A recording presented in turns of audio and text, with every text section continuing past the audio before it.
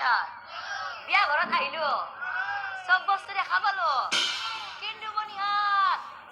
বিয়া ঘৰত আহিলো এটা বস্তু দেখা পোৱা নাই হে মনিহাৰ এই বিয়া ঘৰত বেংক পাৰ্টি মাতা নাই নেকি